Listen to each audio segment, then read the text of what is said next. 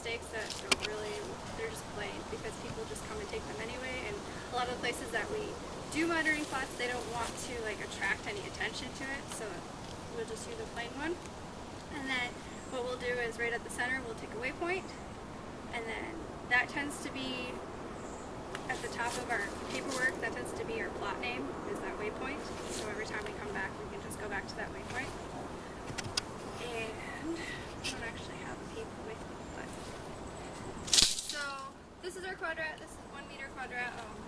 It was actually free to make, so that makes Nick happy. So you'll just set it down so that your stake is in the center, and you'll do like a percent cover of invasives, a percent cover of native. You'll do an inventory of the native species if you know them. Like here, I don't know grasses very well, so I just like, oh, there's grass. You know, you don't have to be too specific if you don't know it, but try to describe it as best you can. Then there's a spot for stem count of the invasives, so you'll go through and count how many invasives are in your plot. If, per se, we're at a spot and like this and there's no invasives in there, we'll say no 0%, but if there's invasives like in a 3-foot radius of the plot, we'll mark down that there is still invasives in the area, just so, you know, for future reference that it might not be here, but we still have some to treat.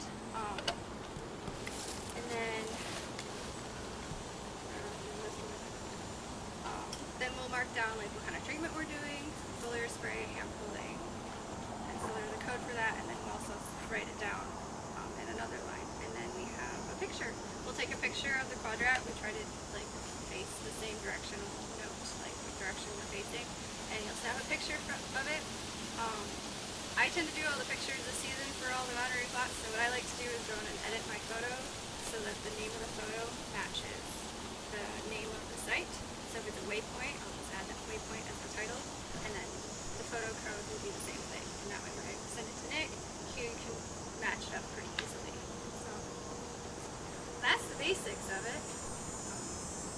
There's a comment section, so like if in your plot you have like a TV species, you can note that. If you have another invasive that isn't your target invasive, you can note that, or anything else of interest, you can make notes there. That's the basics of it. Any questions? Are they random spots you go to, or you go to the center of the infestation, like every 10 acres, or just? Ones that we have set up are ones that we've had set up for several years, so we're just going back to the same ones. Otherwise, like you can either pick the center of your invasive infestation to see if your control or whatever you're using, whether it's herbicide or hand pulling, is actually working. The center is a good place for that. If you want to do random ones, what you could do is sometimes like our aquatic ones.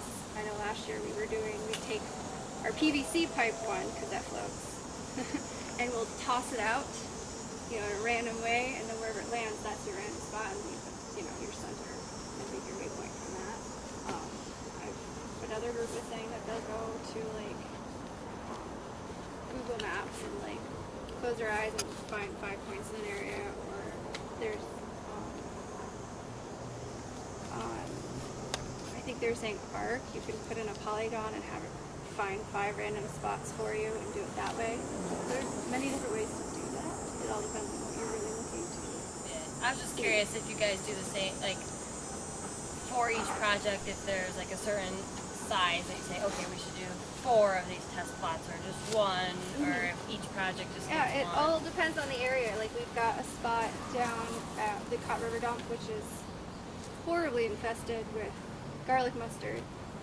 Actually used to be a complete monoculture, and we have 4 monitoring plots in that area because it's such a big area.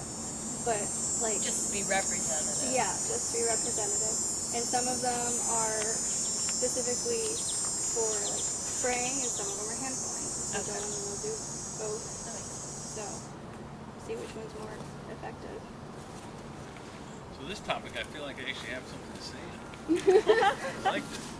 Anyway, so when you're doing monitoring, there's 2 kind of theoretical approaches, right? It's status and trends, usually are the words used. So if you're measuring for status, you may have all these treatments all over the place, and you want to, with the least amount of effort possible, gain some type of representative sample from there, right? Because you can't go around and check every single site. So ideally, you need to do it in an unbiased way. So that might be every year a random subsample of those plots. You would, set up a random location near your treatment or on your treatment, and then that would be it. Now, how do you figure out what proportion of your treatments you need to measure every year? Just it's generally like the proportion of which you would measure everything over the course of 5 to 10 years. So maybe like 1/5 to 1/10 of all of your treatments is a general area. So that's status, and that's something you can say, well, this year, this is the status of our treatments. So trends over time, you'd want to set up like what we're talking about here, where it's the same plot that you keep going back to year over year. You know you're going to be committed to it. You know you're going to measure it every year. And that can, when you combine those two efforts using the same method, then you can start making some statements about here's what we're seeing in the trends over time, and this is how that's reflected within the status. And then we come back twice a year. We'll do one in the summer. Well, again, it depends on the species, but most of ours, you'll do one in the summer, which is during your treatment time, and you'll do it right when you do the treatment, and then we come back in the fall for a post-treatment to see how effective that was. Is the invasive we were targeting dying off? Is it killing some of the native? Is the native starting to take over? And to make those notes when we come back. So, and it's all the same steps. We do the stem count and the percent cover and all that stuff. Ryan, Yeah. That's what I was Yep. thinking. If anybody's familiar with PAMP, that's what this made me think of, is how they pretty much have the same, they do the PVC pipe, and then they just randomize their locations each year though, and they're always different.